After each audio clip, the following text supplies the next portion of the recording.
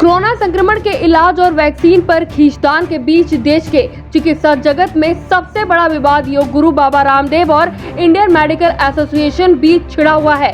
IMA की राजद्रोह का मुकदमा दर्ज करने की मांग और मानहानि के दावे के बीच बाबा रामदेव ने सबसे बड़ा इंटरव्यू दिया।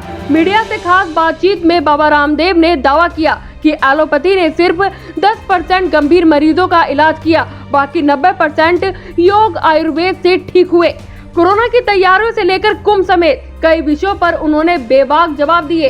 इस दौर में ही लोगों का योग नेचुरोपैथी की सबसे ज्यादा जरूरत है। ये मोर्चाबंदी एलोपैथी के खिलाफ नहीं है। मोर्चाबंदी इसलिए है कि बीमारी के कारण का निवारण किया जाए। बीमारी का कारण है कमजोर फेफड़े, कमजोर लीवर, हार्ट, कमजोर इम्यून सिस्टम, कमजोर नर्वस सिस्टम, कमजोर मनोबल। दुर्भाग्य से एलोपैथी के पास इसका इलाज नहीं है।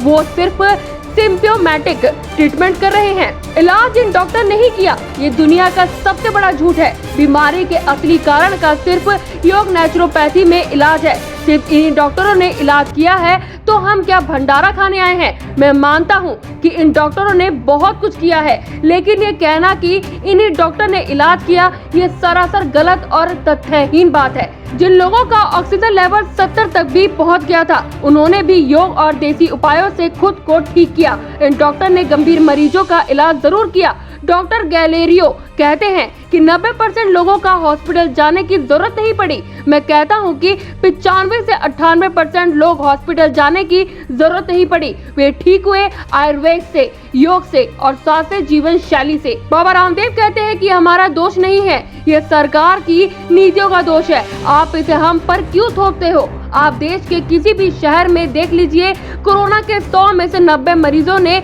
योग से, प्राणायाम से, आयुर्वेदिक तरीकों और स्वास्थ्य जीवन शैली से खुद को ठीक किया। फिर ये कैसे कह सकते हैं कि सिर्फ एलोपैथी डॉक्टर ने लोगों की जान बचाई है? मैं मानता हूँ मरीजों की जान बचाई है, उनका धन्यवाद है। ऐसे संकट में उन्हें तो मदद करनी ही चाहिए, वरना मेडिकल साइंस का मतलब ही क्या?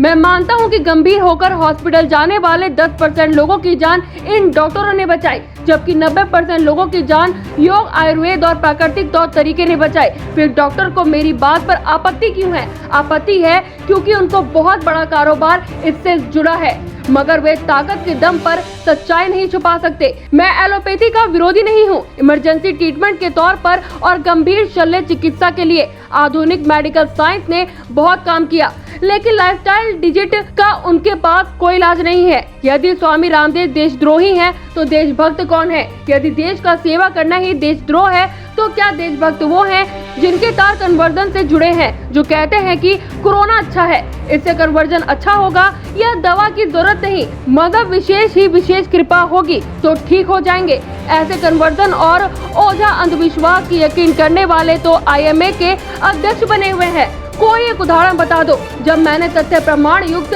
बात नहीं की हो। मैंने डॉक्टर की मौत का उपहास नहीं किया। WHO का आंकड़ा आ रहा था कि करीब 1.5 करोड़ लोगों की मौत हुई, इसमें डॉक्टर भी मरे। इन्होंने तो मेरा उपहास किया कि स्वामी रामदेव के पास कोई कैसे मर सकता है। मैं कोई सर्वशक्तिमान नहीं हूँ। ये कहते हैं कि हम तो सर्वशक्तिमान हैं, हमें कोई चैलेंज नहीं कर सकता। मैंने तो कहा कि आपके भी डॉक्टर मरे हैं, हमें दुख है, दर्द है, वेदना है। डबल वैक्सीनेशन डोज के बाद मरे हैं हजारों लोग। कोरोना की दूसरी लहर का अनुमान कोई नहीं लगा पाए, इसलिए निपटने के लिए अब छेक तैयारियां भी नहीं हो पाई। मौतों के आंकड़े पर अभी भ्रांतियां हैं। कितने लोगों को कोरोना हुआ और उसमें से कितने ठीक हुए, इसके आंकड़े की सच्चाई के करीब नहीं है कोई भी। फिर भी ये तो है कि किसी गांव में 2, किसी में 5, किसी में 10 लोगों की मौत हुई। ये तय है कि लोगों ने अपनी ताकत पर कोरोना को हराया। News desk, action India TV.